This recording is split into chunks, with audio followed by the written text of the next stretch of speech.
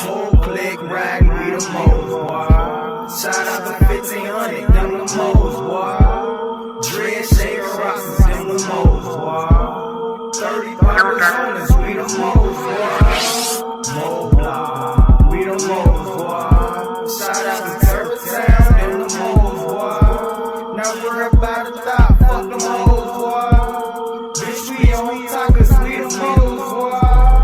Call up A1 Mo, keep a pole. Crazy in the back, blowing on the dough.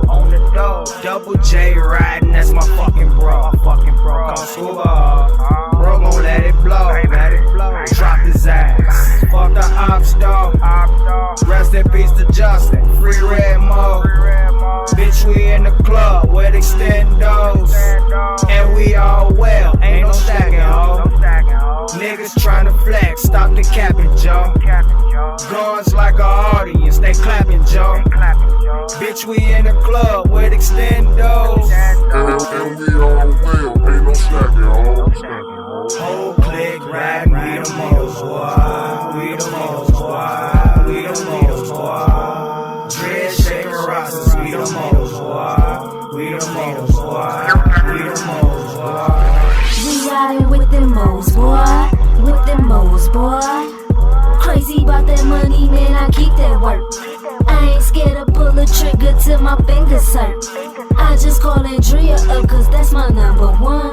She's my rider, provider, man, she don't need no gun. Cause we got hitters on our squad that do that shit for fun. D-Lo said call a Kia up, cause that's that little hitter. She ain't scared to bust the polo, ride down on a nigga. Whole click riding, we the most, boy. We the most, boy. We the most, boy. Dread shaker rosters, we the most, boy. We the most, boy. We the most, boy.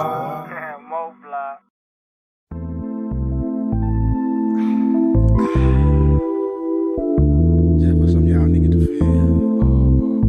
I know y'all wondering how a pimp, such as myself, you hook up with a gangster. She makes some shit so dirty. Big pimp. Some serious. It's the Eric Pimp, Eric Pimp, Eric Pimp, Eric Pimp, Eric Pimp and Gangsta. Eric Gang, Eric Gang, Eric Gang, Eric Gang, Eric Pimp and Gangsta. Now it's the pimp in the gangsta, stacking cheese, and we ain't rolling unless we sitting on 20-inch D's. We slide with ease, every day we getting high with weed. We ride with G's and moving on up from O's to Keys. I was that same pimp that y'all used to call hey little fat daddy, and I'm still fat. Now I'm pushing a pretty ass black caddy, and I ain't living lavish shit. I had to hustle to stack this meal. Every car that I roll got triple gear wheels to match my grill. How you haters feel to see the pimp in the gangster riding off this hill? My diamond grill shining from East Elm all to Western Hill. We got your bloody got some dirty boys be slanging steel. At times we moving keys cross town and line to make a bill. Now my safe can't close up. You probably got some D's, but my spokes be golder. You probably got some dimes, bruh, but mine be swollen. You probably got some rhyme, pimpin' be so cold. You probably got some optimals, but nothing to roll up. You probably got some ice, but mine be frozen. You probably got a gun, bruh, but mine be broken. You probably got a caddy player, but mine be Sitting on swollen. D's, picking up G's, rolling through the gump. I know you jock that, the police watch that. This young gangster dipped in chocolate, and they can't stop that. So pass the root and just keep drinking. We ball for all, and since we holler balls, we never fall. We banking, but shanking.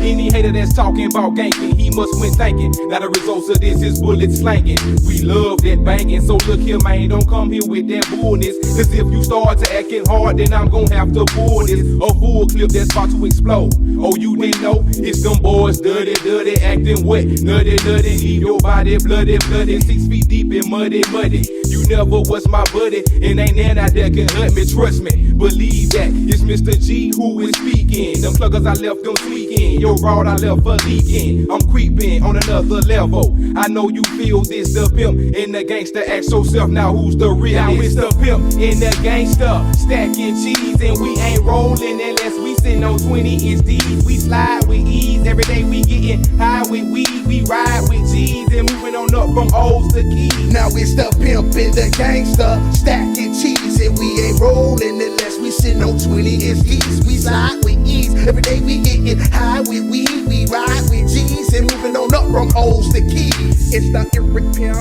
Eric Pimp.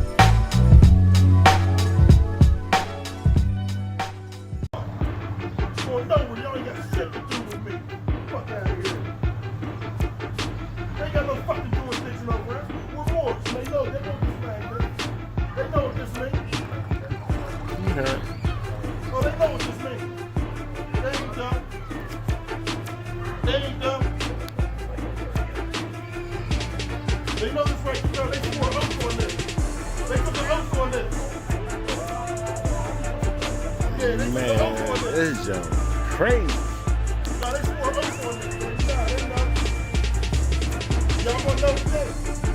You gonna know today, huh?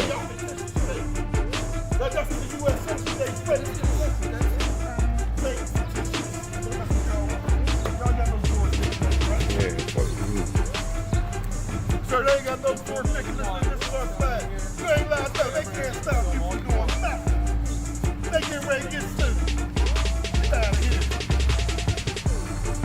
Get your supervisor. Think you did.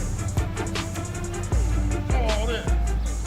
I ain't none of you, none of y'all doing tickets.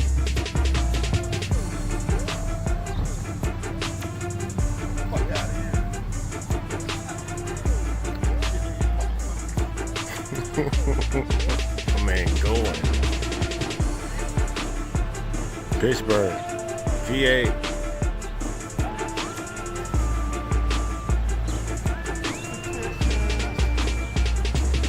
Man threw a flag out the door though.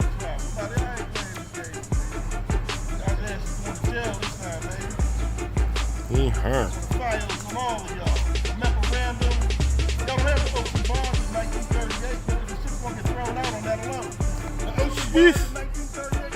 See, this is what you need to know. Stuff you need to know, fellas, ladies. Stuff you need to know. No jurisdiction over that. They ain't got the stamp. This ain't their land. It's my land. It's my land. I'm a Moor. I'm allowed to travel this land. They swore an oath to them. This the oath they swore on. They all know. Ain't no license. They're not under y'all's doors. I'm not under the contract with y'all. There is no contract with y'all. I was just downtown with this man's bullshit. Sorry, motherfucker. You see, I ain't touching. You see that, right? Timbuktu. Oh, they want to be the Jews. They want to be the fake Jews. They know what this means. Well, you know what this means. Now they're white. Oh my goodness. We got dogs.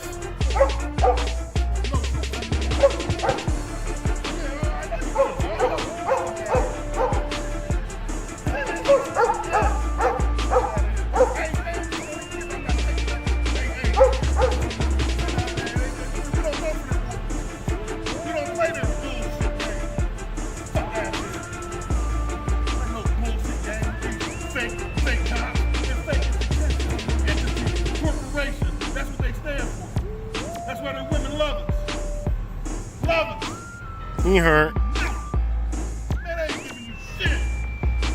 Man, ain't giving you fucking shit. Motherfuckers ain't gonna do shit. They ain't gonna do motherfucking thing. Fuck out of here. Fuck out of here. Man, we got backed up traffic out this bitch.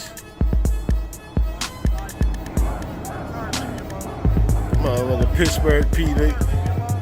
Pittsburgh police out this bitch.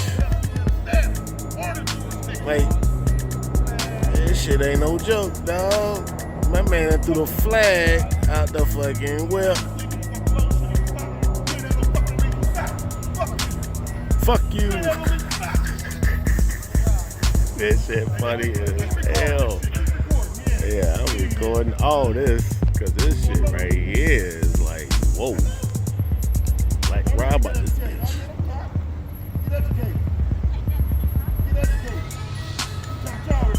Yeah. I'm gonna get educated today because they ain't touched that man. You see that? They ain't touched him. Ain't pulled a pistol or nothing.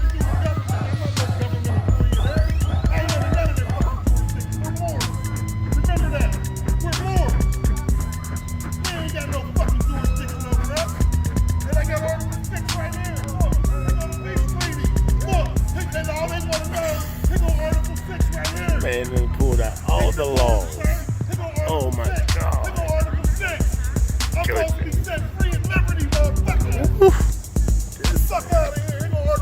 here. Chain with it. I'll sue the fuck out of them. Off Fuck the out of here. chain. Oh my goodness. He ain't even playing with him. Like, you see the flag? Dude. Y'all know. Because they know it, we just don't know. We don't know. I know it. Think I don't know it?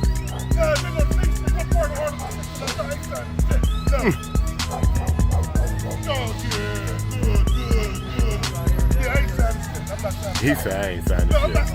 I ain't signing nothing. I'm not signing nothing. Jurisdiction, none. Exactly. Exactly. Told her to tell my saying shit. Fuck out of here. Shit.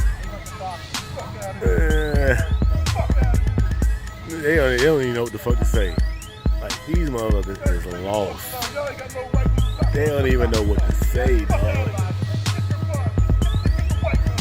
get the white shirt.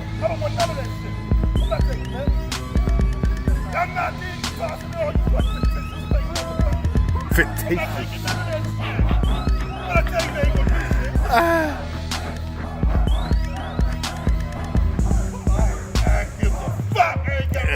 guess I'll fuck.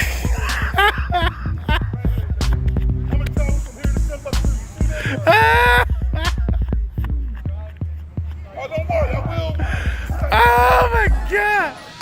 Dude is killing me.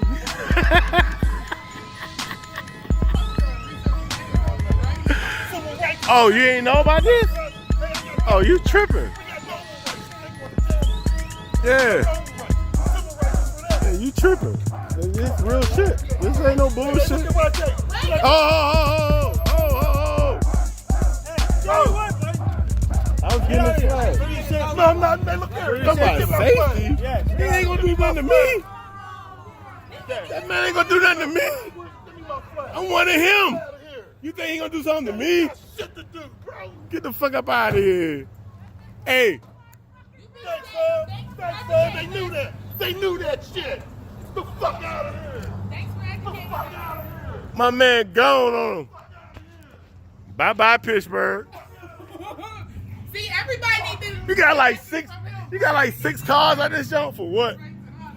Fuck up out of here. Bye-bye. You got like 1,000 cameras out this joint too. So don't even try nothing. Don't even try nothing. Yeah.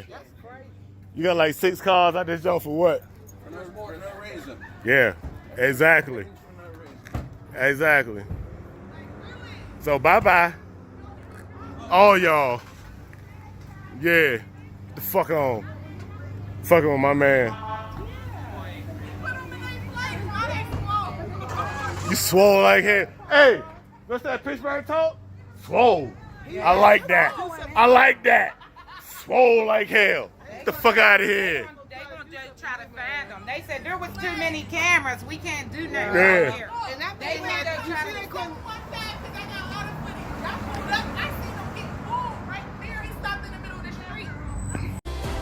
What caused William Hardison to fire thousands of shots after sheriff's deputies showed up to a victim? It's a question many are trying to answer as Garfield and neighboring communities try to deal with the trauma of that long standoff yesterday. KDK lead investigator Andy Sheehan is working to learn more about who Hardison was and why he believed he was above the law. Law enforcement sources tell me that William Hardison had 15 guns in this house and an unlimited supply of ammunition, which he used in the misguided belief that the laws of the United States did not apply to him and this house was rightfully his. This ain't their land. This is my land. This is my land. I'm a Moor. This is William Hardison 4 years ago during a traffic stop by police on the north side. He tells them he is a Moor, a descendant of Morocco, a country which he says owns the United States, and as such, the laws of this country do not apply to him. I'm a Moor. I got every right to travel from here to Timbuktu. Court records show he has been cited more than 30 times in the past 15 years for not having a license or registration. And here he tells police they have no jurisdiction over him. He considers himself what is known as a sovereign citizen, above the law. I consider them outlaws. That's how I best describe sovereign citizens. They're people who think they're above the law, they don't have to follow the law, and so they behave accordingly. Chatham University professor Christine Sarcheski believes Hardison's Moroccan heritage and sovereign citizen beliefs may have led to yesterday's fatal confrontation with police. She says Moorish sovereign citizens believe everything in the U.S. is rightfully theirs. Which sometimes leads to the squatting situations where they think that they own that house. Court records show the house was owned by Hardison and his brother Joseph. But when Joseph died in March of 2021, William quit paying the mortgage and the house was sold in March to a limited liability corporation called 907 East Street. William filed papers in federal court accusing the new owners of fraud and trespassing, maintaining the house was still his and refusing to leave, despite a judge's order to do so. I expected something like that from him. He was a squatter. And according to law enforcement sources, he had his brother's 15 handguns and a mountain of ammunition on the ready. He said they did his brother wrong, but they're not going to do that to me. I got something for them. Miraculously, no law enforcement officer or citizen would be seriously injured in this melee, though William Hardison would lose his life, all on the mistaken belief that the laws of this country did not apply to him. Reporting in Garfield, Andy Sheehan, KDK News. The Sheriff's Department says this was not the first time that Hardison had been through an eviction process. Yeah, we've learned he was evicted from a home on the north side last fall. Peace, Islam, Elayoe, Sheekamauga, Alamassi, coming at y'all live, deep, deep, deep down, Alamassi, Arabian country, deep in the compound, deep in Arabia, hella fortified. You know how we do. You know the science. And by now you should know the science, you know what I'm saying? Just want to do a real quick tap in with y'all tonight.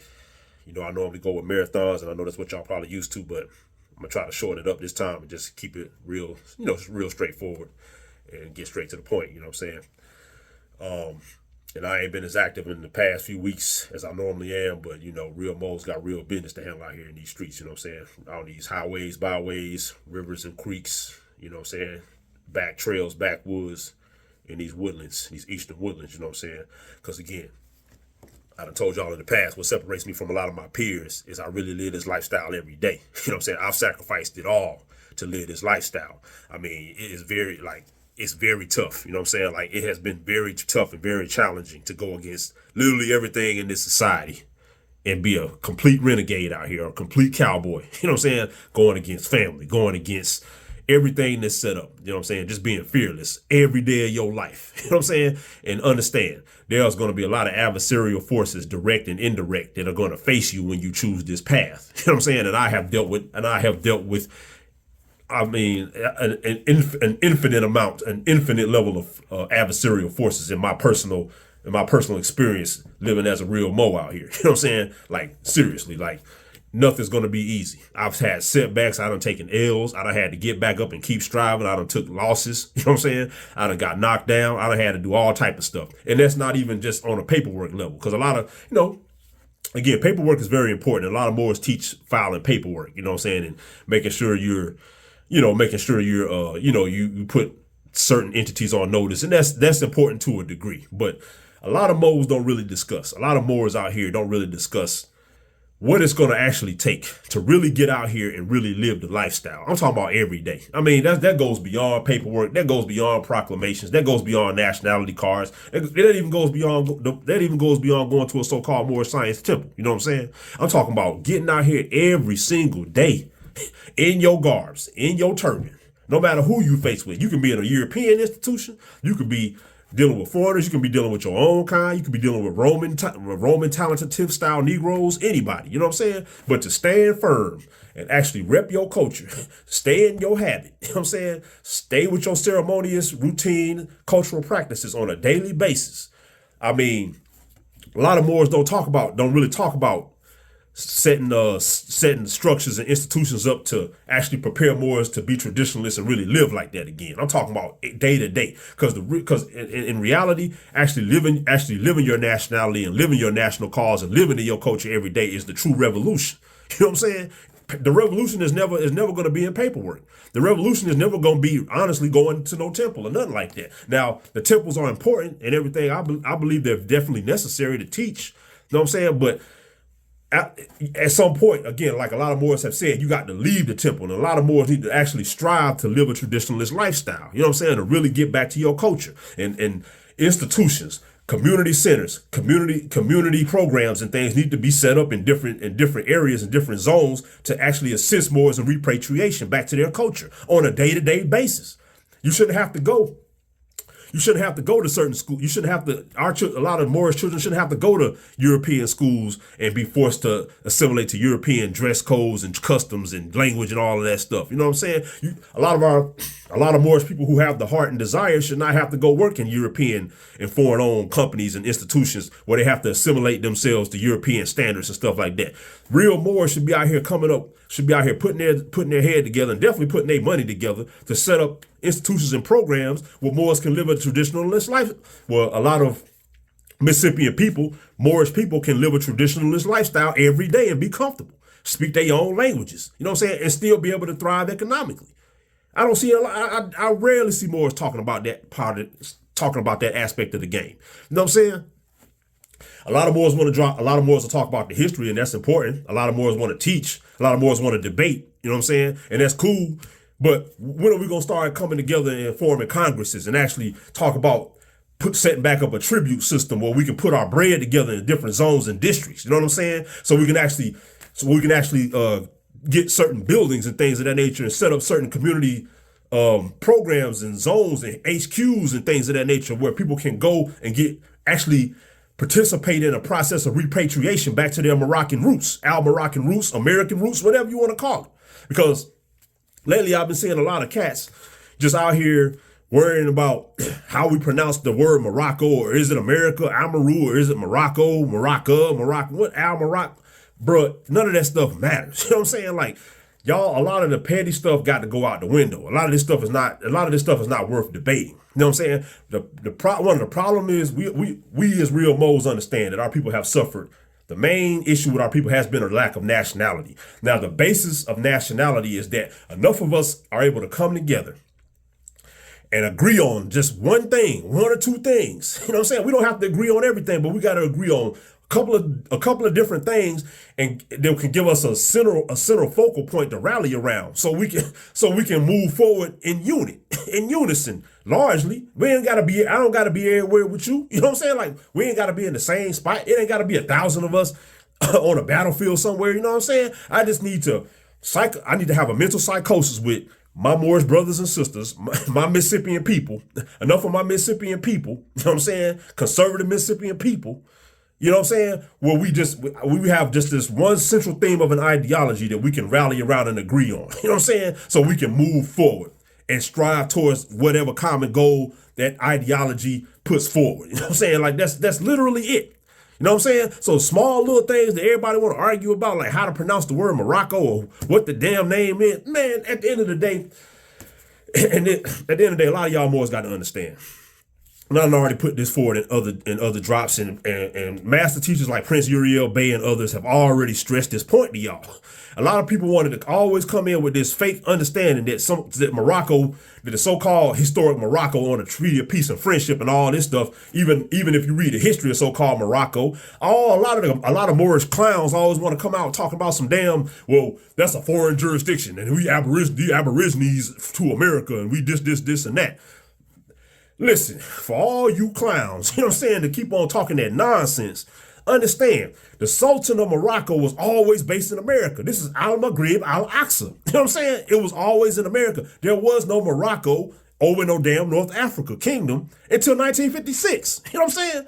So y'all really need to get out of that nonsense. You know what I'm saying? Like, talking about so-called Morocco, you know what I'm saying, was a foreign jurisdiction to America, and the Moors that was in America was under some foreign sultan. Man, bruh, again, the Sultan was always based in America, more than likely Chicago, Mecca, the whole goddamn time up until damn near 1893. You know what I'm saying? So when the United States was doing diplomacy with the Moroccan Sultan, let me drive this home for you clowns. You know what I'm saying?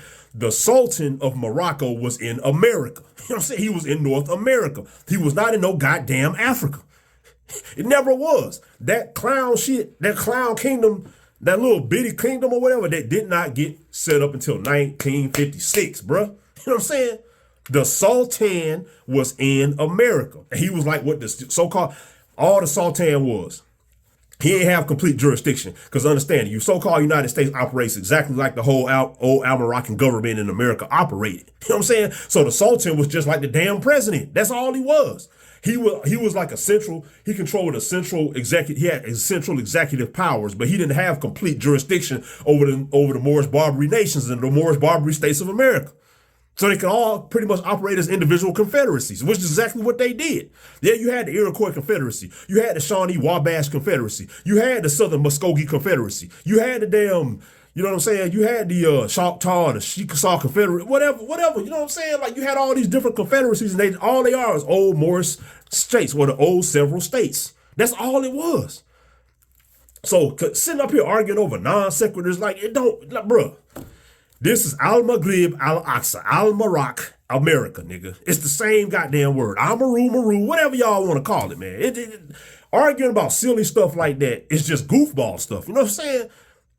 Like, bruh, let's grow up and let's be men. Let's be grown men and women, right? You know what I'm saying? And let's just come together as Moors. We understand. We agree we American. We agree we Moorish. We agree we under the 5 and the 6. You know what I'm saying? We agree those are the old American cultures. All right? We agree on that. So based on that goddamn understanding, let's come together and rally around these one or two central ideological themes and push forward. You know what I'm saying? Y'all debating over just goofball stuff. It's just goofball stuff, bro. You know what I'm saying?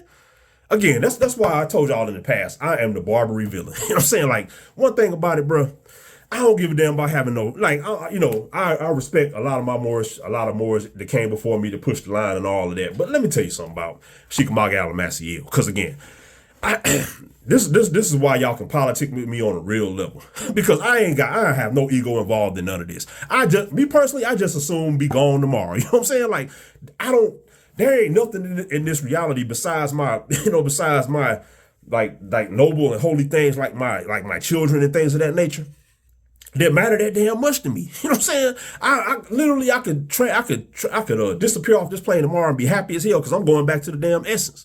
You know what I'm saying? Excuse me. I'm going back to the holy essence. I'm going back to be with Allah, which is way better than this demonic shit down here. You know what I'm saying? So I don't care.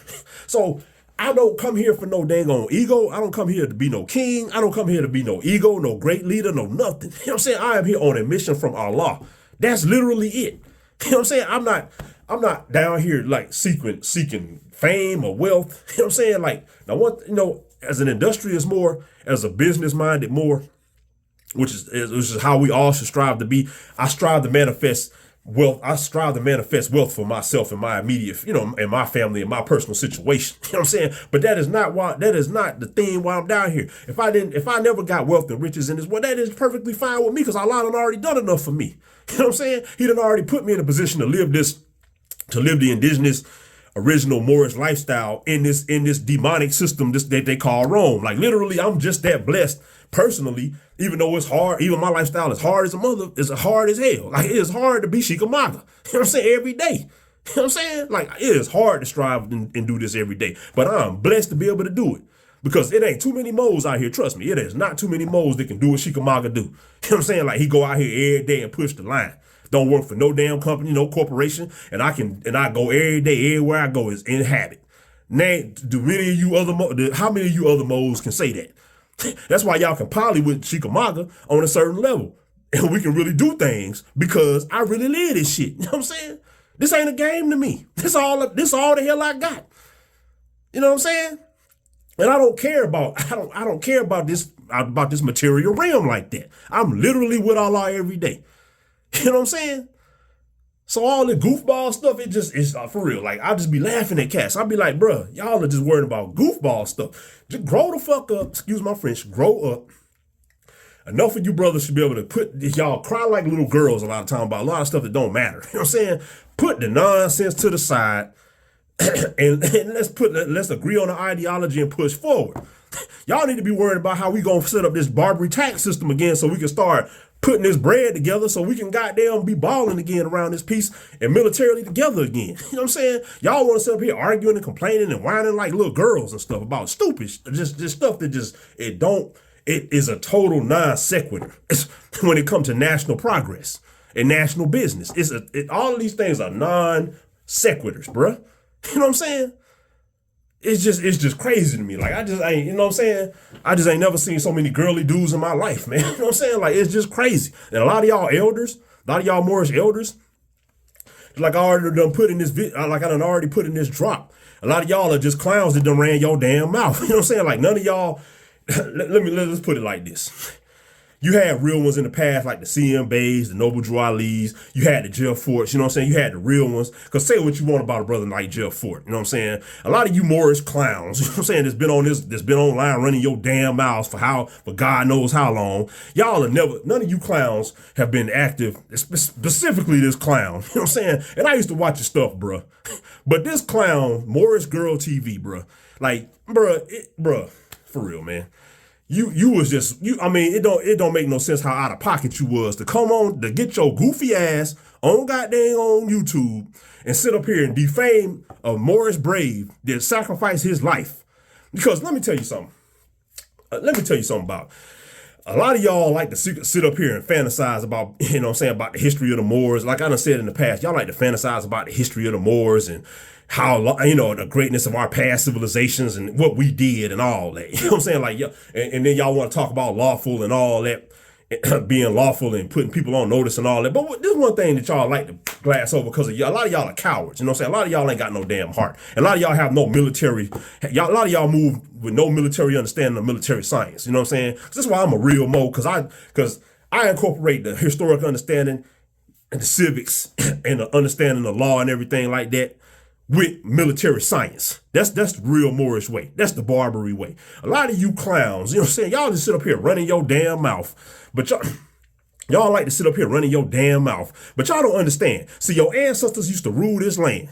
And they used to rule abroad. And they had an empire mainly because they were willing to lay their lives down. They will issue proclamations and they were willing to fight and die to defend these things. Did y'all really think that y'all was just gonna sit up here, file a bunch of damn paperwork all this time for years, for decades and decades? When you know you got a rogue, when you know there was a coup d'etat in 1871. We understand there's no beef with the United States. You know what I'm saying? We understand that because the United States was formed by us. There's no agreement with our European family. You know what I'm saying? So there's no beef with the United States. But y'all already know that there's a lot of criminality that needs to be checked within the so-called current version of the United States. And there's a lot of rogue agents and actors within the current version of the United States that are supposed to be checked by the Moors. You know what I'm saying? We supposed to check all that stuff. We the original Confederacy. We the original Republic of this land. We supposed to check it. So you thought you were just gonna be able to sit up here and file a bunch of paperwork and never go out here and possibly lay down your damn life for this? Is that what y'all really thought? So this clown, Moorish Girl TV, you know what I'm saying, gonna get his goofy ass on the internet and down talk a Moorish brave, this Moorish brave, William Hardison, this elder. Now say what you want about this elder, right? Me personally, I believe in moving with a little bit more.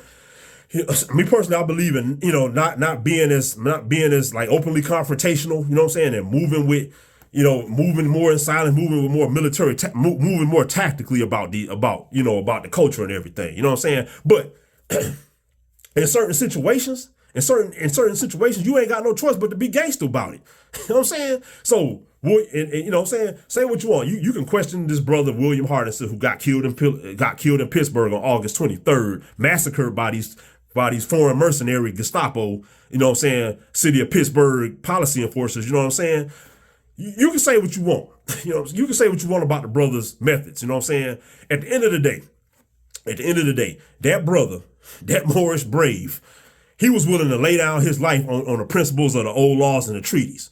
You know what I'm saying? And that's why your ancestors was running things. That's why your ancestors had an empire that stretched from North America, all across North Africa, all through Asia. You know what I'm saying? Because they were willing to go to war. They were willing to lay down their lives. You know what I'm saying? For this Moorish culture and for Allah's laws and everything like that. For these divine laws. You know what I'm saying? You clowns, you know what I'm saying? A lot of y'all are like clowns that want a clown that will get on TV and down talk this Moorish brave in public. Another national from your own goddamn own nation who sacrificed his life standing on Moorish principles, Moorish laws, and treaties that are still valid to this day.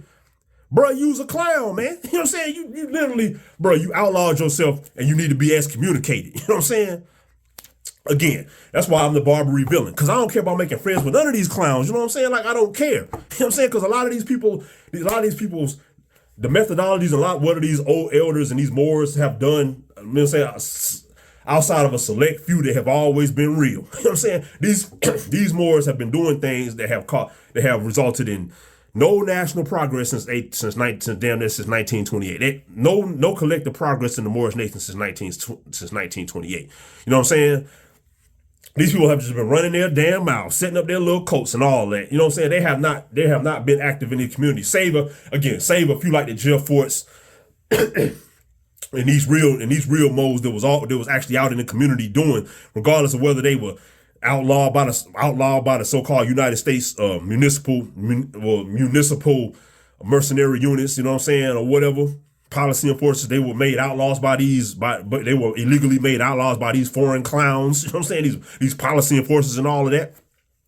At least cats like Jeff Fort, they were actually out in the communities getting stuff done. They were actually own buildings, and they actually own Moorish buildings and set up whole communities and tax systems and defended their communities conventionally. You know what I'm saying? A lot of you clowns is running your damn mouth. You know what I'm saying? Y'all ain't never got out there and did nothing close to anything like that. You know what I'm saying? So if you see the fact that this fool, Moorish Girl TV, he actually did a broadcast talking about a Moor, calling a real Confederate Mo, a damn Moorish sovereign citizen. You know what I'm saying? So he actually taking European slander talking points against his own nation, bruh. You like that stuff can only fly. That stuff can only fly that stuff can only fly in this current Roman culture, bro. Because I'm telling you, if this was the old Moorish government, bro, you wouldn't have made it. You wouldn't have made it that same night. Keep it a buck, man. So you clowns keep running your mouth while y'all still can, but understand the Mississippi and Barbary nations are coming back. You know what I'm saying? So it's only gonna be so long that you clowns are gonna be able to sit up here and engage in this treasonous, traitorous, cowardly behavior. You know what I'm saying? Because the Moorish Barbary nations is coming back.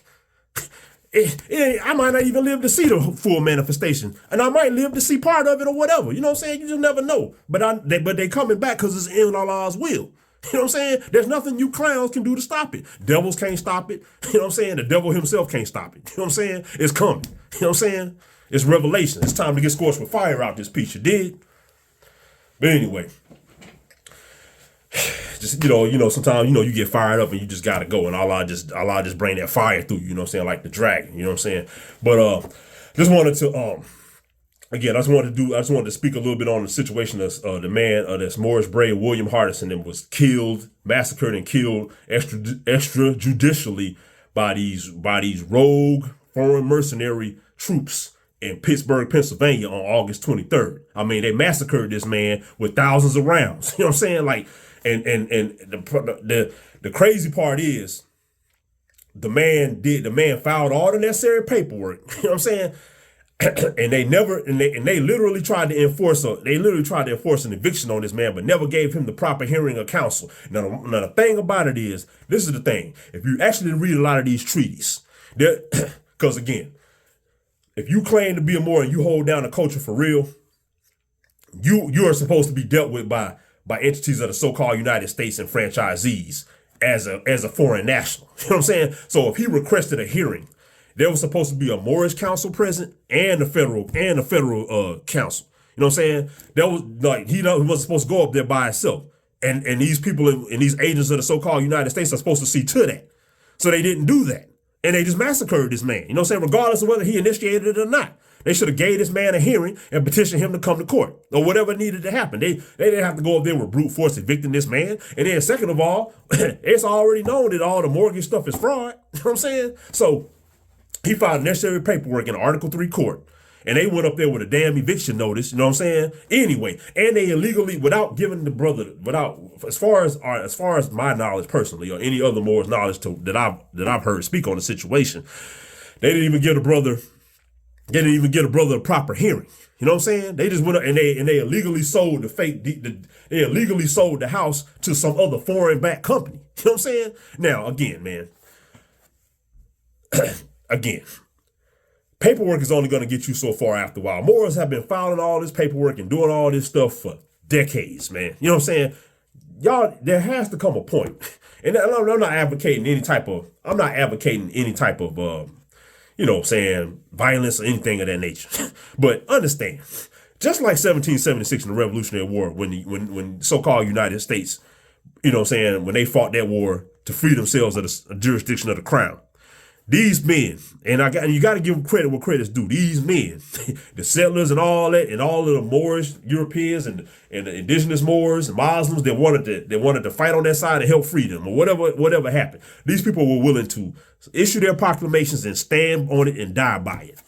a lot of you Moors really think that y'all is gonna be able to go in an indefinite amount of time and not ever have to stand on a proclamation or piece of paperwork you put forward, especially when you dealing with a rogue government that don't respect a goddamn thing, that don't respect no treaties and don't respect no damn laws. Do you really think you're just gonna be able to run your mouth and file paperwork and that's it? Now this man William Hardison he filed his paperwork and he stood on his square, right or wrong. That he will go down as a Moorish brave. You know what I'm saying? So so in this drop, we just gonna discuss the history of Pittsburgh, and we're gonna show why William Hardison, regardless of whether you agree with his methodology or not. You know what I'm saying? He was well within his rights to defend himself, and he was 100% correct about jurisdiction. And we're gonna prove that with some facts in this drop. You know what I'm saying? So check it out. So now, before I even get started, because we're going to do the history of the city of Pittsburgh, his history of Pittsburgh, proving that's a old Moorish town. So he's in an old Moorish town. He was home in an old Moorish town. And we're going to talk about how the Iroquois Confederacy never ceded or relinquished any rights to the so-called United States outside of extraterritorial rights to control anything in that section of the country. The section of the country where Pittsburgh now stands. So to this day, when that famous video of that man William Hardison, where he was checking them policy enforcers, them foreign mercenaries in the Pittsburgh neighborhood, and showing a treaty to them, that treaty is 100% valid to this day, and we're gonna prove that in this drop. You know what I'm saying? But first, one thing I wanted to go over was, interestingly enough, William Hardison's son, William Hardison Jr., he was quoted as saying one thing that made a lot of sense, you know what I'm saying, after his father was killed by them foreign mercenaries, you know what I'm saying? He said, he was quoted as saying, "My uncle passed away. He had only a few more years left to pay on the house. So why would they close on something when hundreds of thousands of dollars were put into the house?" You know what I'm saying? Because if you're in the know and you understand law, you understand banking, you know that most mortgages are based on fraud. It's just not real. But that's for a whole, that right there, that's not the subject of this drop. You know what I'm saying? That's for a whole nother subject matter that we can address some other time. But even his son said, why would they close so fast? So the process of foreclosure, if you miss one or two payments, the process of foreclosure and all of that, it's just doing too much. You know what I'm saying? It's like, it's unfair. It's very unfair, and really it's very unlawful. You know what I'm saying? But since nobody stands up, not enough people are willing to sacrifice and stand up like real Americans to a lot of this fraudulent behavior by these foreign-owned banks and companies. They keep on being able to foreclose and push people off. They unlawfully push people off a lot of their properties, even though these people still have the deeds to these places. You know what I'm saying? Like William Hardison's, they said the property was deeded to his father. So how the hell they gonna sell the property when they don't even? How would the bank that so-called foreclosed on that property be able to sell the property and they don't even have the damn deed? That's unlawful. You know what I'm saying? Like that's literally unlawful. But again, people allow this crap to go on, and these people have military force because a lot of sellout local politicians and local municipalities and corporate jurisdictions they go along with these bankers and all these people. Because again, there was a foreign coup d'etat in 1871. You know what I'm saying? So foreign clowns and foreign demonic bankers and stuff like that, they're able to use military force because everybody's bought and paid for it, and nobody has no damn heart. Most people ain't got no damn heart.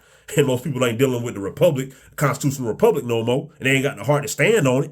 You know what I'm saying? So they allow a lot of this fraud to continue to go on. But William Hardison wasn't the one to play with. He stood on it and he died for it, and he deserved respect for it. You know what I'm saying? Not no clowns coming online, not no Moorish damn clowns coming online running their damn mouth, defaming this man in death. I mean, what kind of hoe ass hateful, clown stuff is that, man? That is definitely not Moorish, bro. You know what I'm saying? I don't even know how you could even have a temple running to go. I don't even know how you could even have a damn charter for a temple with engaging in no infidel type of behavior like that. Man, kill your damn self, bro. You know what I'm saying? Like, that really pissed me off. And salute the Mexican almanac you know what I'm saying, for being the first to call this Moorish Girl TV clown out, you know what I'm saying, on a drop on a video he did like a day after this happened. You know what I'm saying? Like, bruh. And that's another thing. Real Barbary moles coming after me. For real. Y'all got to get out here in the streets, online and in the streets, and y'all got to check a lot of this bum ass behavior from a lot of these clowns. You know what I'm saying? Like, for real. You have to issue proclamations. You have to stand on your square about your cultural laws, norms, and things of that nature. That's the only way you're going to get respect and clean house, so we can get our house in order, so we can handle our business out here in this land. You know what I'm saying? And then another thing before I get into like the history of Pittsburgh is, if you notice, the media, ever since this happened, the media has gone real hard to defame this Moorish national as a sovereign citizen. Understand? A sovereign, there's no such, you cannot confuse a Moorish national as a sovereign citizen.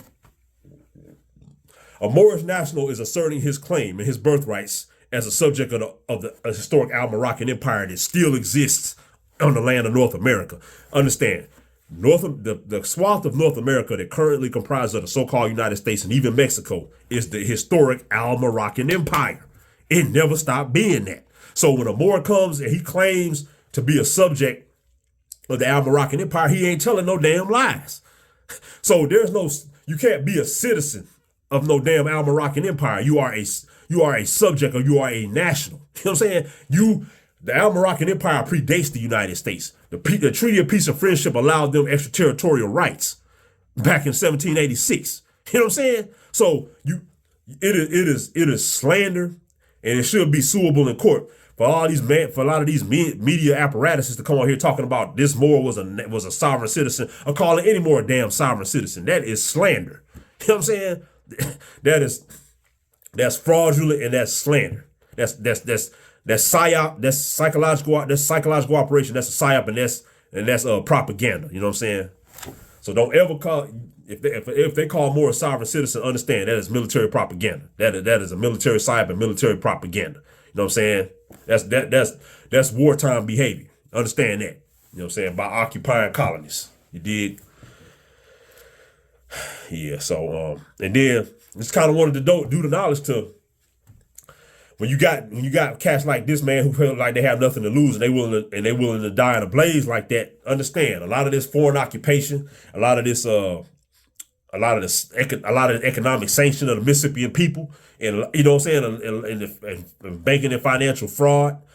It just, you know what I'm saying, just a straight up hateful type of system that has an extreme hate and desire to genocide off the Mississippian people of America. You know what I'm saying? That's putting a lot of people's backs up against the wall. It's only so much you can gentrify, run somebody off their land before they just turn around and are willing to fight back as wolves. You know what I'm saying? You gonna bring the wolves out of y'all are bringing the wolves out of the Mississippian people. You know what I'm saying? Even a damn rat, if you corner that rat, he gonna lounge at you. You know what I'm saying? And fight for his damn life. That's literally what they're pushing the Mississippian people to, back against the wall. You know what I'm saying? So situations like this are bound to happen. You know what I'm saying? I don't know what these Romans thought they was finna get. You know what I'm saying? The Mississippi people ain't never been no hoes. You know what I'm saying? Believe that. Another thing that was interesting about this whole situation before we go into the whole history of Pittsburgh was dealing with a Moor. This was a matter for the sheriff, for the sheriff. This was a sheriff matter. So this goes to show that a lot of these sheriffs, specifically the sheriff of Allegheny County, you know what I'm saying, where Pittsburgh is, specifically that sheriff, a lot of these people are bought and paid for, and they're not constitutional sheriffs by no means of the damn word. You know what I'm saying? Because this was literally a situation where only the sheriff and the sheriff deputies were supposed to be dealing with this Moor. This sheriff sat up there because this Moor didn't want to comply or whatever. They didn't give him a fair hearing, and he stood on his word, and he was a law, and he stood on the laws and the treaties and everything. This sheriff sat up there and called local foreign mercenary policy enforcers and SWAT teams and all of that to surround this Moor. That's literally only supposed to be the sheriff and the deputies dealing with this man. And in federal, the federal Article 3 and all of that. That's only the way it's through treaty. That's the only way they're supposed to deal with this Moor. But they called all these local mercenaries and policy enforcers to back them up. That's how you know. That's how you know it ain't no real American sheriff. You know what I'm saying? Because a real American sheriff is only going to deal with him, and he's only going to deal with a Moor or a foreign national with his sheriff's department, his Sheriff organization. You know what I'm saying? You don't bring in all these foreign mercenaries and policy enforcers and corporate mercenaries and all that to deal with a real Moor. So that's how you know. A lot of these people are bought and paid for and they sold out. Or they're foreigners. You know what I'm saying? You already know what it is. You know what I'm saying? Yeah. And one more thing, one more point I'm gonna make is that, again, we done went over this in several other drops. The so-called United States, understand, due to all of these treaties that are still in effect, the so-called United States only has extraterritorial rights in the Al-Moroccan Empire. So they only really have the rights to do trade, do business, and police their own citizens. You know what I'm saying? I just want y'all to keep that in mind. You know what I'm saying? So when you claim Moor, that's what you're claiming. You're claiming that you're a foreign, you're outside of the so-called extraterritorial rights of the United States. You know what I'm saying? So you're saying that you're a noble and you're a national and you're fully capable of handling your own affairs and governing yourself, essentially. You know what I'm saying? Understand, due to these treaties, the United States has extraterritorial rights to deal with its citizens. They don't police and govern Moors like that. Due to if you really handling your business for real. You know what I'm saying? So just understand that. And we know Pittsburgh is an old Moorish town. So real quick, we're just gonna do the knowledge to Pittsburgh, and we're just gonna prove how this Moor was standing on his square, and he was 100% correct. Like I said, whether you agree with his confrontational or whatever, personally, I don't necessarily.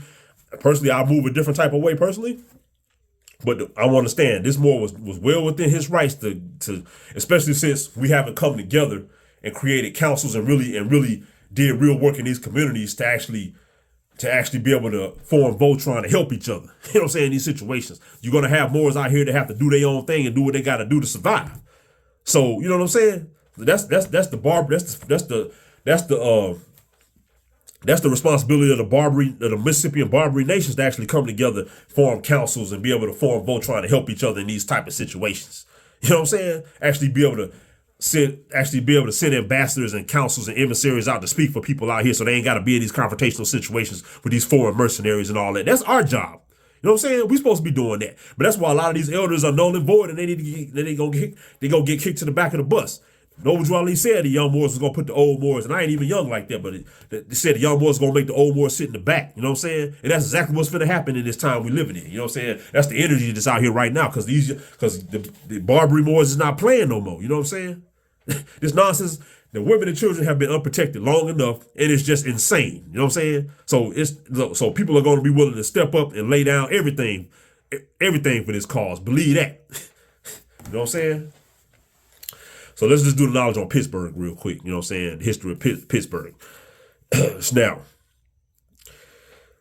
we're just taking this from the article, Wiki, and other articles. You know what I'm saying? But historically, Pittsburgh was known. It was the 18th century, 1700s.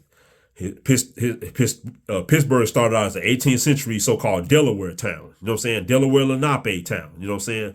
So, and the name of the town was Sheekamauga. You know what I mean? So again, that just goes to show right now. That just goes to show you right there. Pittsburgh is an old Moorish Muslim town. You know what I'm saying? So these European mercenaries sitting up there thinking they can tell a real Moor that has knowledge of self and is living according to Moorish law what to do in his own damn town. That's been there for at least 500 years.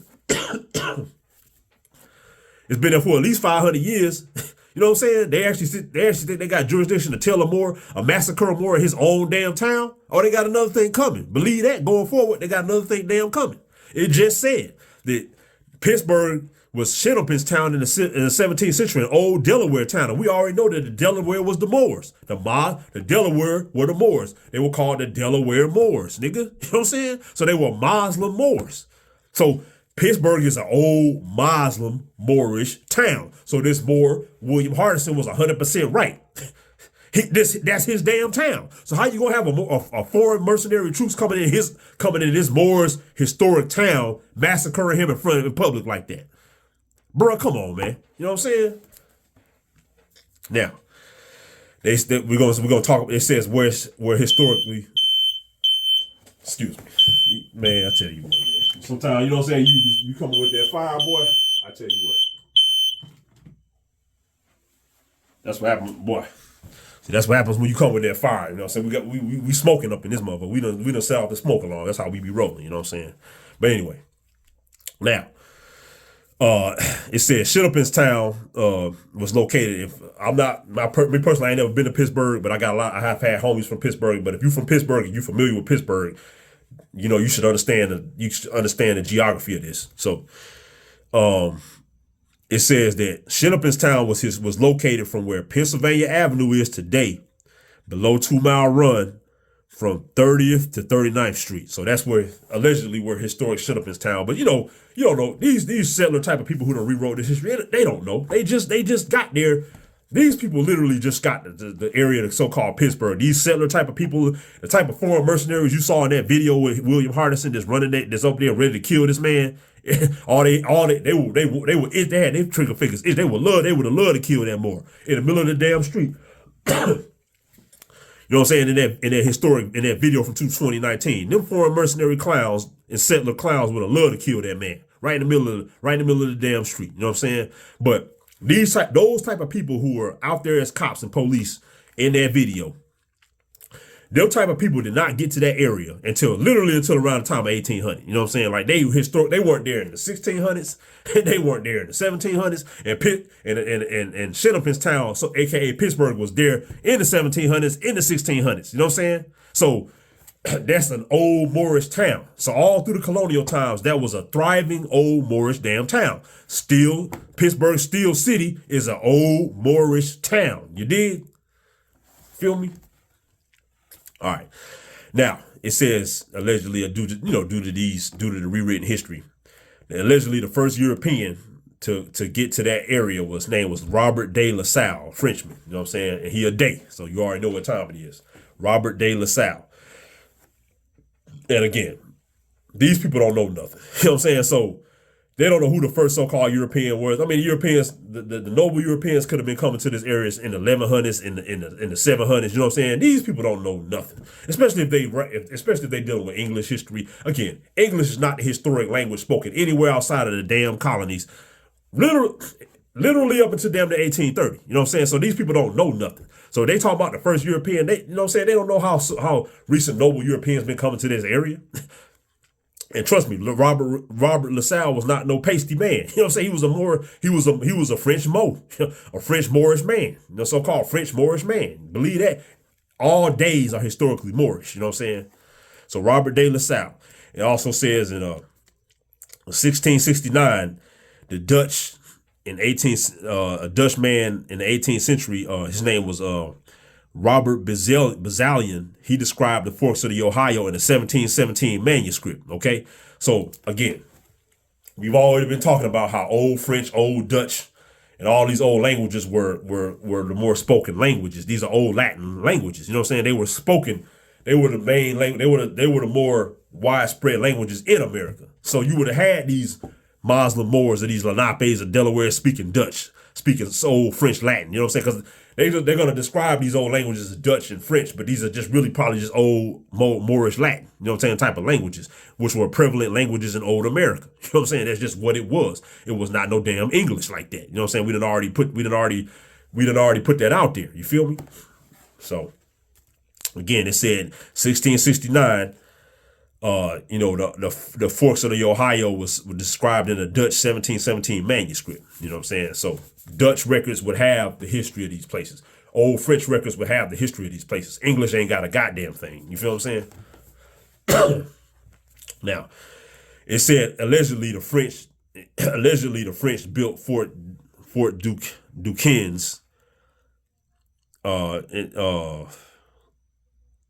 Fort Duquesne in the 1700s. Okay, now what Fort Duquesne is, it's an old Moorish star fort, and it actually became Fort Pitt later on, which Pittsburgh takes its name from. But Fort Duquesne or Fort Pitt is an old Moorish star fort, and we're gonna have a picture up of that. But it's an old Moorish star fort that was in the area of Pittsburgh right now. Of course, it's destroyed now by these settler clowns. But if there was an old Moorish star fort where Pittsburgh is now, that means they no damn star forts are historically Moorish forts built by Moors. You know what I'm saying? If you see a star fort anywhere in the history, anywhere in America, it was built by the Moors. It wasn't built by no damn, you know what I'm saying, no European French or nothing like that. You know what I'm saying? They didn't come here and build a goddamn thing. The European nobles were with the Moors. You know what I'm saying? They were operating with us. But they didn't take the lead in building none of this old architecture, none of this stuff. This stuff been here a long time. You know what I'm saying? So an old Moorish star fort. Allegedly, they say the French built it, but it was an old Moorish fort. You don't know how long that thing has been there. It's probably been there since the 1500s, 1400s. You know what I'm saying? Or longer. You know what I'm saying? And again, understand, when they say the French or the British, what they're really saying is, they're talking about the historic Moorish alliance with the European noble families that was taking place, you know, say in the late 1500s, 1600s, 1700s. So again, we have a Eurocentric, European-based rewritten history that we're given. They only want to tie everything to so-called Europe, giving them way too much credit. Understand, when they say historically, say the British or the French, the majority of the so-called British or the French armies in colonial America were the Moorish army. I'm talking about the Muslim Moorish army. Excuse me. the Muslim Yahudi Moorish army in America. Not the Europeans were a very small piece of that army. So when they say the British Navy and the British Army as pertain, when they're talking about over there in so-called Europe, yeah, they talk about those European French and British people. But when they're talking about anything that was going over here in America in colonial times, the majority of the British or the so-called French army was the Moors. It always was. There was some turban rocking, you know what I'm saying? Some turban rocking cavalry, feather in the head type of cavalry, noble cavalry, military men forming a whole entire North American army. You know what I'm saying? Again, the rewritten history always likes to give Europeans way too much credit. But if they say British or French forces in America, or British or French forts, these are old American Moorish forts. Don't get it messed up. How the hell are these Europeans coming from these little bitty countries over there in Europe gonna come over here and have whole damn armies and build whole forts over here? It don't make no damn sense. You know what I'm saying? Anything over here is historically majority Moorish in colonial times, all the way up until the time of the 1800s. So anytime they're saying French, Spanish, so-called French, so-called Spanish, so-called whatever, any type of forces that were operating in the sector of North America, it was a Moorish army majority. Just keep that in mind. You know what I'm saying? And that also says, okay. And another thing I want to drive home. Again, they always want to act like the old European nobles that were here in colonial times dealing with us were these new school Christians. That was not the case, because let me tell you something. The Moorish nation of America would not be dealing with no European nobles that were praying to no Caesar Borgia type of looking Jesus. You know what I'm saying? That came way later. The old Moorish nobles were historically Yahudi. You know what I'm saying? They practiced more of a Hebraic type of culture, whether they were French or whether they were British. Understand, they practiced a more Hebraic culture. They didn't deal with the new school Christianity. You know what I'm saying? They just didn't deal with it. So the old European nobles, the kings, the noble families, you know what I'm saying? The nobles, the lords proprietors of the colonies, and all these people, the people who the so-called colonists and settlers and the working class peasants were answering to on the colonies, who were up on noble status with the indigenous Moors. These people did not practice no new school Christianity. They didn't pray to no German, light-skinned German-looking Jesus. They just didn't. They dealt with more of the Seventh-day Baptist old school religion. You know what I'm saying? They didn't deal with this new school stuff. It just is what it is. So get that about the paint. The old European nobles that were here in colonial times did not practice this new school Christianity. They just didn't. That came way later when the settler demonstration started to come up with the United States, because that became the whole religious demonstration or the corporatocracy. You know what I'm saying? Because the thing about the new school Christianity that we done discussed in a lot of these other drops, the new school Christianity is all about equality. You know what I'm saying? So they needed to bring everybody down. They wanted to get rid of the nobility. So they needed to bring everybody down on the same level. So that's what the whole new school religious Christian demonstration has always been about. Don't get it messed up. You know what I'm saying? It just is what it is. So the old European nobles did not practice new school Christianity. They just didn't. You know what I'm saying? Get that up out the paint. All right. Just doing the knowledge on Pittsburgh still. So it also said the history of Pittsburgh during Pontiac War. During Pontiac's War, we had already done the knowledge to that. The Pontiacs, the Northwestern Confederate Moors, they did a siege on Fort Pitt. Fort Pitt is what Pennsylvania takes its name from. And again, it's an old Moorish star fort. You know what I'm saying? That was in the area, that was right around the area of Pittsburgh right now. A big Moorish star fort. You know what I'm saying? So, and then it also said that the so-called the Iroquois Confederacy, up until the time of the Revolutionary War, they controlled a lot of the Ohio Valley. You know what I'm saying? So again, that's old Iroquois. Those are the lands under the jurisdiction of the old Iroquois Confederacy, which was a Moorish confederacy up in the upper New England area, New York area, just the upper East Coast, and they were running the majority of that, but they were Muslim Moors. You know what I'm saying? So literally, we had already talked about this. The United States got all of its game, got all of its military might, its government structure, and everything from the Iroquois Moorish Confederacy. The Iroquois was Muslims, turban rocking, feather wearing, noble Muslims. It just is what it is. That's why they had a lot of the Iroquois chiefs were called the Sagamores. We already did the knowledge to all of that. The Mohawks, the Mohegans, a lot of these old nations that formed the core of the Iroquois Confederacy. You can hear it in a lot of their names that they was Moors. Okay? So the United States took its whole demonstration from the old Moorish nation in the different Moorish states, aka confederacies, specifically the Iroquois Confederacy. Okay? Man, boy, I tell you what, man. Yeah. All right, now we just want to get into this is really where it gets real. And like I said, we just want to back up everything William Hardison went to up until the time of his death. You know what I'm saying? So we want to talk about the 1768 treaty, and we're gonna do eventually a drop on the Iroquois Confederacy. It just got to get the time, because brother, the traveling Moor is busy. It's busy as hell. I gotta manage so many aspects of life. You know what I'm saying? By myself. Again, it take a lot to live this culture. You know what I'm saying? So I don't have the time to do as many drops the amount of drops I can do the volume is not as high as it was at one point. You know what I'm saying? Just because life will hit you. You feel me? But we gonna do this. I'm gonna do a drop about the Iroquois very soon. So you know what I'm saying? But we just gonna talk about the 1768 Treaty of Fort Stanwix. Now, also, this is very deep as far as the history of Pittsburgh. The 1768 Treaty of Fort Stanwix allowed the Penn family, the British noble Penn family, Sir William Penn, these people who Pennsylvania is named after, they allowed them to purchase a lot of the land, that's currently where Pittsburgh currently sits. So that right there will tell you right there. In the famous video that William Hardy did when he was checking those policy enforcers, he talked about noble rights. It just said right here, 1768, the Treaty of Fort Stanwix allowed the Penns to purchase land around the area where Pittsburgh currently sits. So that right there tells you that the only group that has any real land rights to the current area of Pittsburgh, where these fake municipal clowns thought they have the right to enforce some type of laws on Moorish people in Pittsburgh.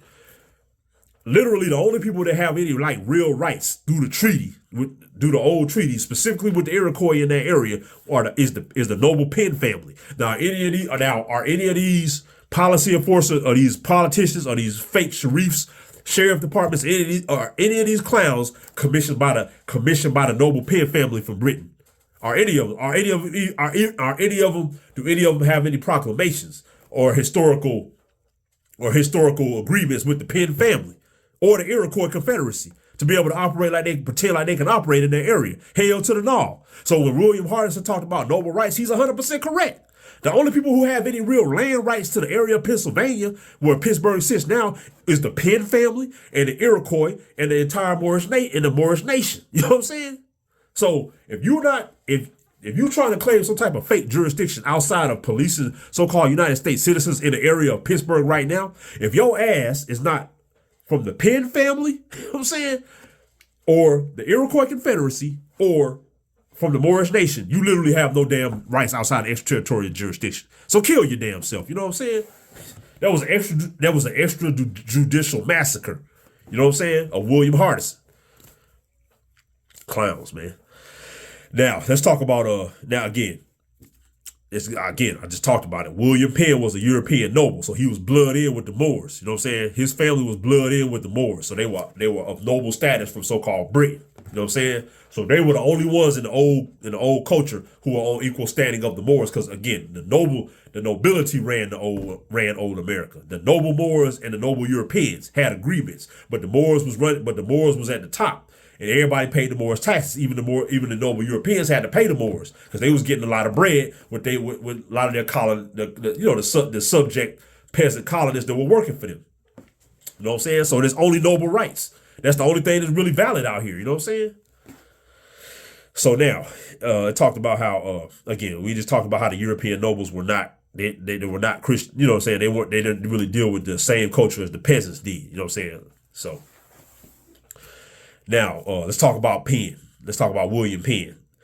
William Penn was the son of Sir William Penn, and said that King Charles II, he granted the Penn family a lot of land in the current state of Pennsylvania, some land charters to set up the province of Pennsylvania, the colony of Pennsylvania, because he said Charles II had some debts he owed to Sir William Penn, who was, a high-ranking military man in so-called Britain. So this is the nobility, and a lot of the old British nobility was related to the Moors in America by blood. This is the only reason they was able to come over here and handle their business. Believe that, because again, blood titles ruled in the old world, especially in old America. You know what I'm saying?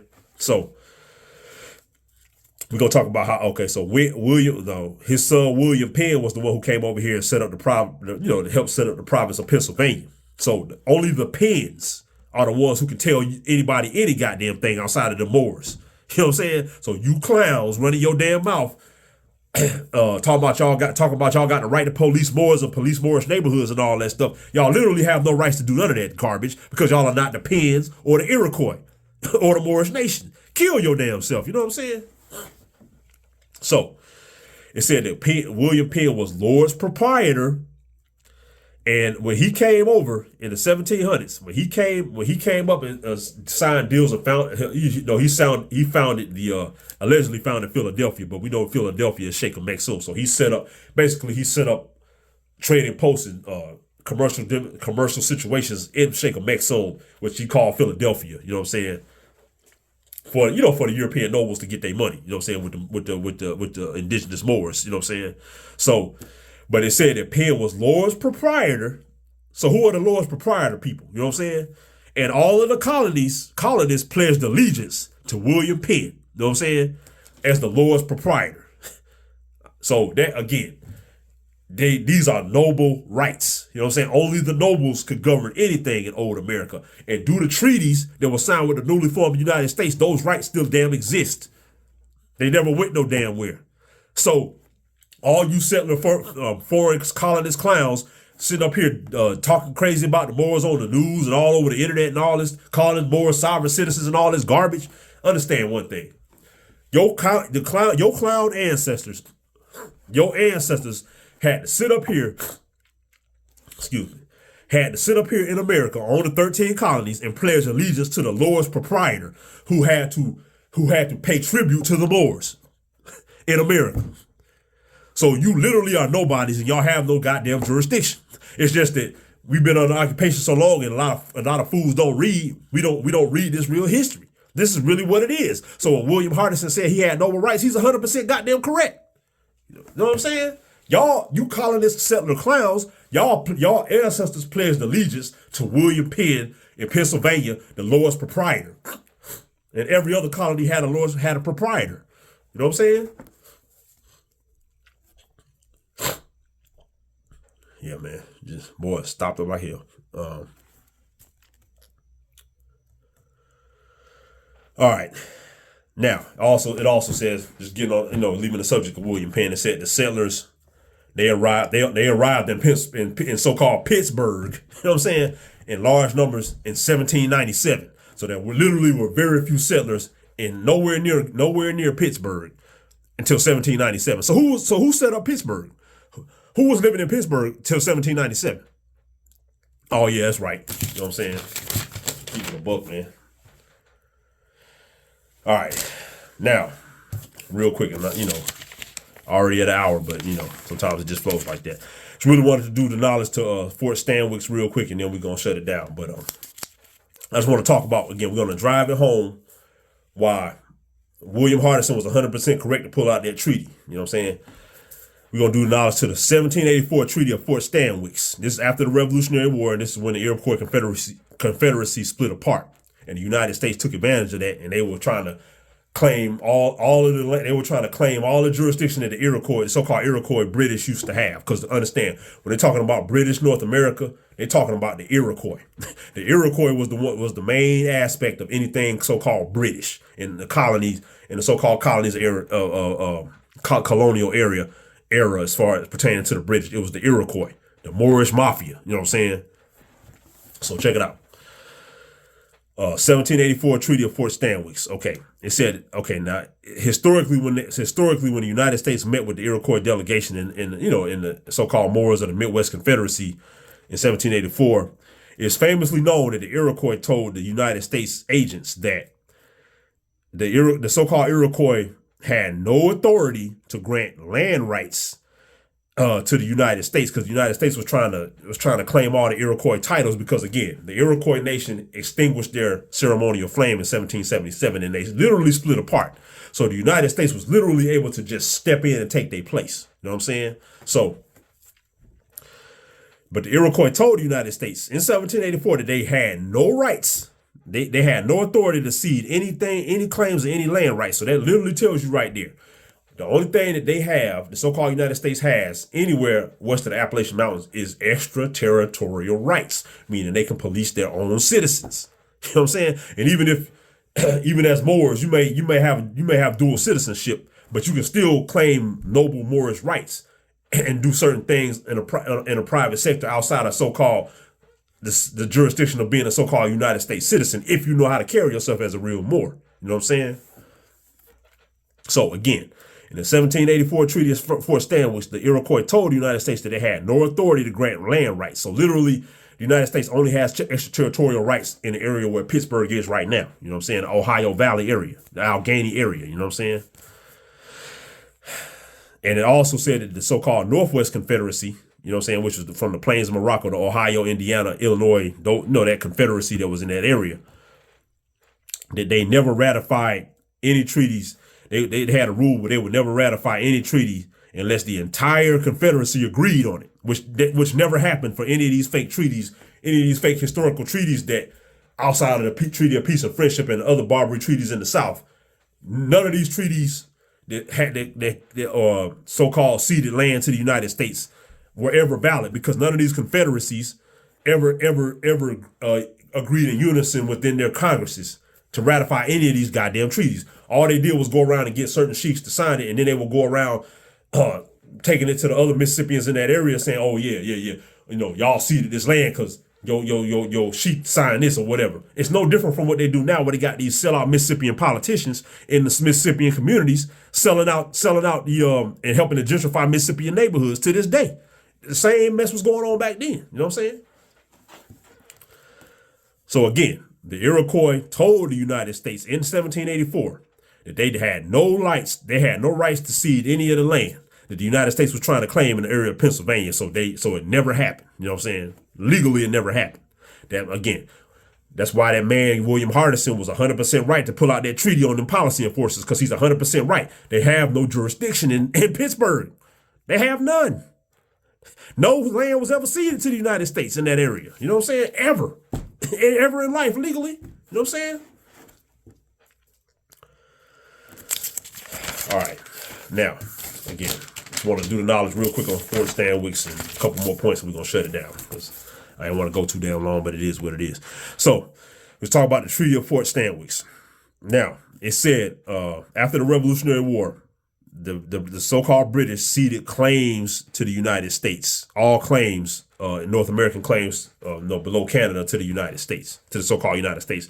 And all that means is, this is literally all that means. Again, since the Iroquois Confederacy split in half and was dissolved, they didn't have their forces together in the New England area, you know what I'm saying, or the Ohio Valley or the Maryland or any of that area anymore. You know what I'm saying? So the United States literally, the newly formed United States literally was able to step in, you know what I'm saying, and take over taking over all the government buildings, taking over all the police, taking over all the military functions, take over everything that the Iroquois were holding down. It literally just got transferred over to the United States due to whatever agreements, you know what I'm saying? It ain't nothing wrong with that. It just went left, you know what I'm saying? So it said the so-called British ceded claims to the United States after the Revolutionary War. Now listen. The British never had no damn claims. You know what I'm saying? They didn't own no damn land nowhere in America outside of the 13 colonies. You know what I'm saying? They never owned nothing. The only thing British had, which they took from the so-called French after the French and Indian War, was trade deals, trade rights, and most favored nation status in Morocco. You know what I'm saying? That's all it was. They had most favored nation status in that zone. So they had all of the access to all of the trade deals. They could set up their posts. The so-called French was gone. You know what I'm saying? They lost their most favored nation status within Morocco, within the certain territories and spaces in the so-called Morocco, the Al-Moroccan Empire. So the British were able to take over. You know what I'm saying? For that little bit of period of time. So they allegedly ceded all that over to the so-called United States. But every confederacy and every Moorish state and zone didn't agree to that. So the United States had to come out. The newly formed United States had to come out and renegotiate a lot of deals to be able to set up their posts and take over the old British posts and everything. But all the British ever had after the French and Indian War outside of the 13 colonies was most favored nation status, so they could get the money. They had the trade deals. They had access to the zones. They could set up their little trading posts. They could set up their little forts. They could, you know what I'm saying? They could do their thing and get this money. That's all it was. And it was the same with the United States. It was all economic. It's about getting this money. You know what I'm saying? Now, it said many Iroquois fled to Canada, you know what I'm saying, to be close to the so-called British, because evidently the British Moorish alliance remained strong in Canada, but, that fell apart. That fell apart, you know what I'm saying, after 1812 too, you know what I'm saying. All that stuff just went out the window. But the so-called Canada. But it says some Iroquois returned to the Ohio region, and they got a lot of times they got in violent conflict with colonists. Were trying to settle, people who were, settlers and stuff that were trying to move west and, settle the land and make land claims and move in and, do their thing. You know what I'm saying? The Iroquois, a lot of the Moors in the Ohio Valley area and all that was, they was busting them settlers' heads. You know what I'm saying? Like, nah, man, y'all better take your ass back east of the Appalachian Mountains. Y'all ain't got no rights to be over here. So, United States had to come in because, again, the majority of the Barbary states within the east of the Appalachian Mountains, or west of the Appalachian Mountains, did not agree. After the Revolutionary War, they did not agree with a lot of these settlers being able to come into the interior of the country. You know what I'm saying? That's why a lot of these wars and Barbary wars all kicked off because of that. It was cool with the British and the French and all so-called British and the French or whatever. Because those were European noble families. That was the old culture. It was very noble culture. A lot of these settlers and peasants and all that stuff, they're not noble people like that. You know what I'm saying? So giving them all these rights, allegedly from the Revolutionary War, the United States was supposed to have all these rights. A lot of them Barbary Moors all over the country, they did not want these new people coming into the interior, even though due to treaties, we were supposed to allow it to happen. Just a lot of people just wasn't with all that. You know what I'm saying? It is what it is. You know what I'm saying? So, let's see. Okay, it said the Treaty of Fort Stanwix was intended to serve as peace between the so-called Americans, United States, and the Iroquois, as well as secure Indian lands west gained by Iroquois right of conquest in the Beaver Wars. You know what I'm saying? Let me read that again. It said in 1784, the Treaty of Fort Stanwix was intended to serve as peace between the Americans and the Iroquois, as well as secure Indian lands west gained by Iroquois right of conquest in the Beaver Wars. And we already talked a little bit about the Beaver Wars in the 1600s, but it just literally said And I just talked to y'all about how the United States, how the so-called United States, all the United States was took the place of the Iroquois Confederacy. That's all that damn happened. So people are just wondering why. How did the so-called United States come up and get all this power? Again, it was an agreement. It was a war that was fought between the Christians and the Muslims to give to try to have peace with the so-called Christians and give them more rights in America, as opposed to the old America where only the nobles had all the rights. It was supposed to just kind of expand and be a little bit more fair. You know what I'm saying? So why would the United States be claiming all the Iroquois land rights of conquest in the Ohio Valley? You know what I'm saying? Why would they be doing that? Because again, we told you, the United States literally is the Iroquois Confederacy. That's all it is. So in the old world, as powerful as the so-called United States is now, that's what the Iroquois Confederacy used to be. It was the Ottoman Turks. They were the military power. So the Muslims, the Moors, all the history of Morocco you read, that's real history. You know what I'm saying? So the Ottoman Turkish Empire was the old Iroquois Confederacy. They had the Navy. They had on the East Coast anyway. They had the Navy. They had the Army. They had everything the United States inherited. They got from the Iroquois Confederacy. Don't get it messed up, including their little hood pass to be able to move around. That's why a lot of so-called Moors on the interior, so-called Indians, they did a lot of deals and let the United States people kind of come in their zones every, here and there or whatever, because it was taking the place of the Iroquois Confederacy. That's all that was happening. You know what I'm saying? These people weren't that damn gangster where they just conquered. They had a Revolutionary War. They were just able to come in and conquer everything. No, they inherited the hood pass and the military might from the Iroquois Confederacy. So it's always been capped. The manifest destiny. The Europeans and the white man was able to just conquer all the Indians. Man, get out of here with that nonsense, man. Again, y'all are lost without the Moors. But that's why we're giving y'all real nigga history, not no fake, you know what I'm saying, American history or fake black history, whatever goofball nonsense we've been given in commie land, you know what I'm saying, in the commie schools or whatever. So, but anyway. So the right of conquest. So the United States was trying to claim Iroquois claims, Iroquois jurisdiction, man. You know what I'm saying? But the Iroquois the Iroquois put them in their place. So the Iroquois, so it said that in that meeting, Mohawk chief Joseph Brant, he is noted for telling United States agents that this is what he's quoted as saying. He said, But we must observe that we have been sent in order to make peace, and we are not not in authority to stipulate any particular cessions of land.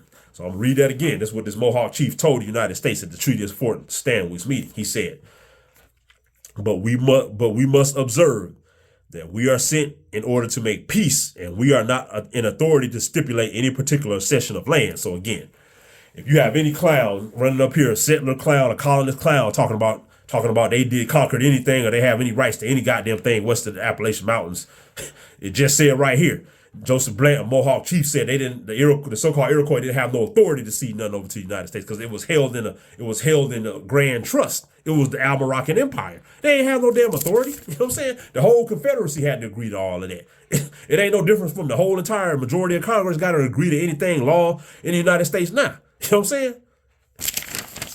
And no Confederacy in America, no Moorish Confederacy in America ever agreed to no goddamn land cessions west of the Appalachian Mountains as one.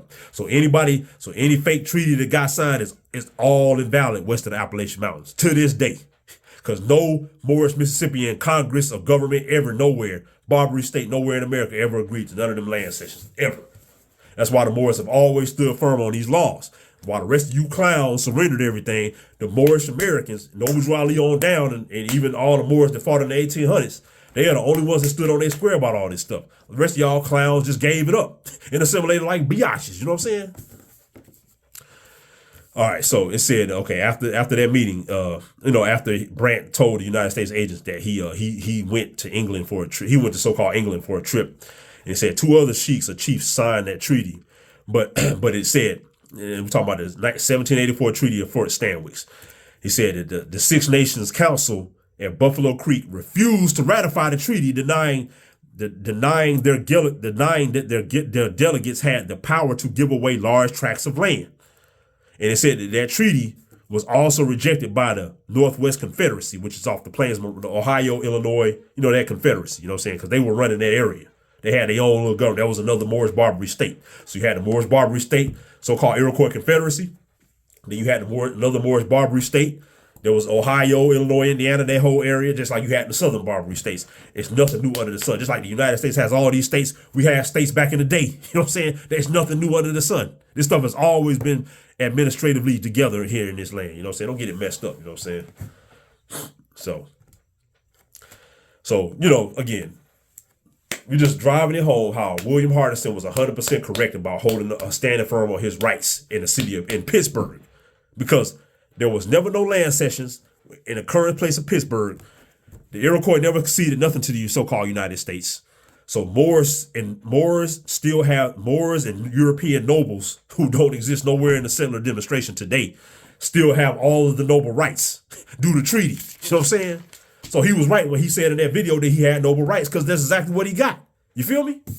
You gotta remember. You gotta stay in remembrance. You gotta stand on your damn square. But a lot of you clowns and scary punks, y'all scared to stand on your goddamn square. And Allah do not like cowards. Believe that. That's why all y'all finna get humiliated, and so a lot of y'all finna get humiliated by the Barbary Moors. You know what I'm saying? Going forward, man, y'all gonna get exactly what y'all deserve. You dig? Because understand one thing again, I'm the Barbary. I'll be the Barbary villain. I ain't here to make no goddamn friends. I get no fame or nothing. I'm here on a mission. I'm getting the hell up out of here. As far as I'm concerned, as far as I care. You feel me? So kill yourself. You know what I'm saying? I'm Darth Vader to you clowns. You know what I'm saying? The Empire Strike Back. Believe that. You dig? All right, now just a couple of points before we close it out.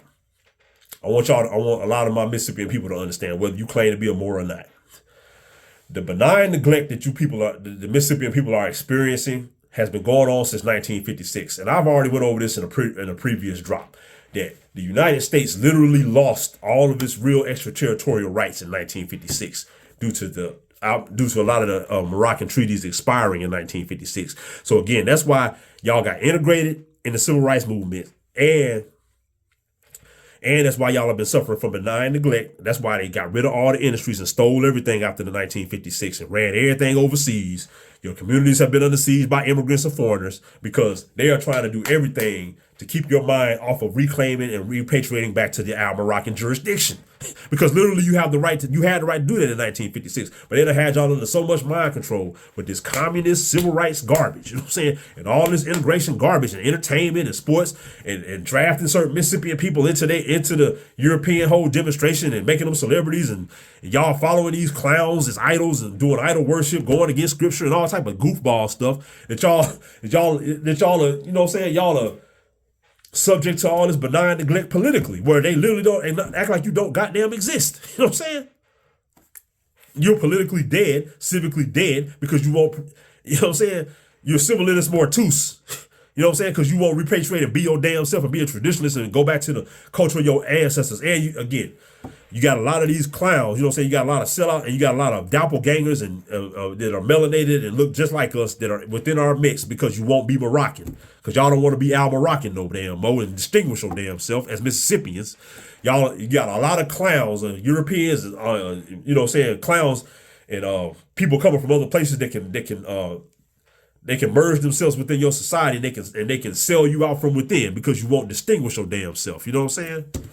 Again, man, benign neglect comes from 1956, the Moroccan treaties being ended, the Moroccan agreements ending, and you having the right to repatriate. You having a legal right, well, not the legal right, but you being able to officially repatriate back to Morocco. You know what I'm saying? And they can't do nothing about it. You know what I'm saying? So again, man, you know, it is what it is. And again, for my Mississippian people, y'all don't get treated like citizens, and you get stuff like this happening, like what happened, this massacre that happened to this man, and how these foreign mercenaries was all in that Pittsburgh neighborhood surrounding this man, oppressing this man, you know what I'm saying? And nobody can do nothing about it. They treat y'all like that because they got us under occupation. This is an occupational government, you know what I'm saying? Occupational forces. So you were never citizens of this corporate United States, and they want you to think you were, but you were always Moroccan.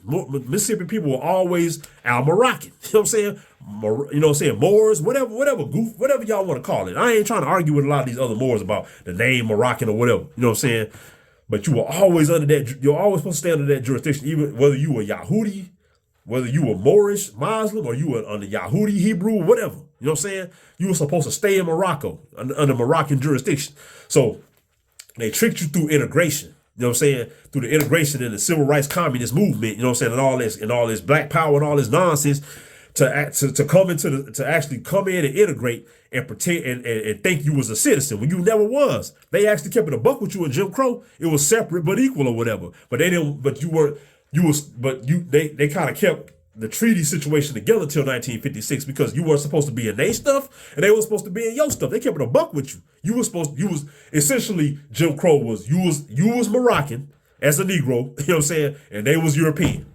There was that separation back then. You know what I'm saying? Do the treaty, separate but equal or whatever.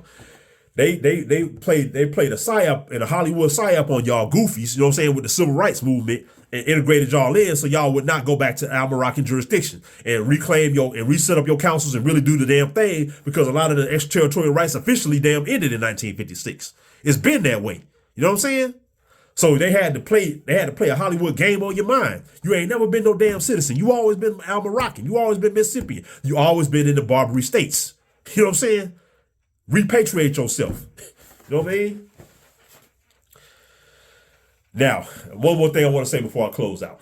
And this is something that all the real Mississippians need to think about. We know that we're dealing with a rogue government as far as again, no beef with the United States as a concept because, again, it was a noble agreement between our people and the European family, you know what I'm saying, like initially.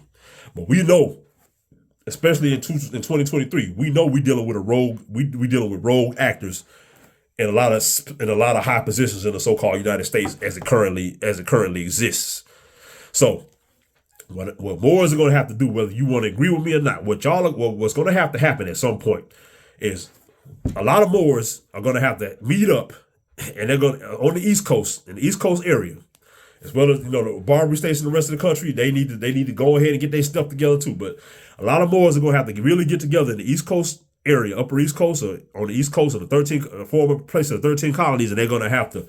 Enough people are going to have to come together, make proclamations, and reform the Iroquois and reform the so-called Iroquois Haudenosaunee Confederacy to replace this rogue situation that we're dealing with. You know what I'm saying?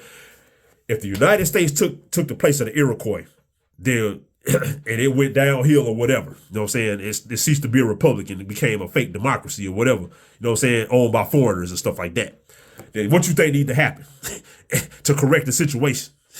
The Moorish Confederacy has to reform itself as the Iroquois. It don't have to take the same name, but it got to take the same damn energy.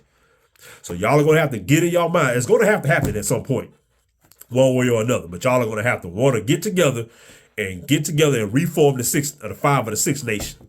You know what I'm saying? To take that and get the frequency back to take it back to where it need to be. If y'all ever want to be able to have any dignity, lawfulness, and bring back the pristine North American civilization. You know what I'm saying? Just throwing that out there. You know what I'm saying? So anyway, did a long one tonight. It wasn't supposed to be this long, but we got it out there and we talked about what we need to talk about. R.I.P. Rest in power to the Moorish brave William Hardison. Again, whether you agree with the methodology the brother had or not, whether you agree with the confrontationality, the brother stood on his square and he deserved respect for that as a Moorish brave. You know what I'm saying? So again, the Moors are historically conquerors and the Barbary demonstration is back. It's coming back slowly but surely. You know what I'm saying? So Sheekamauga, Alabama, tapping in live from Arabia. I'll tap back in with y'all later. Peace.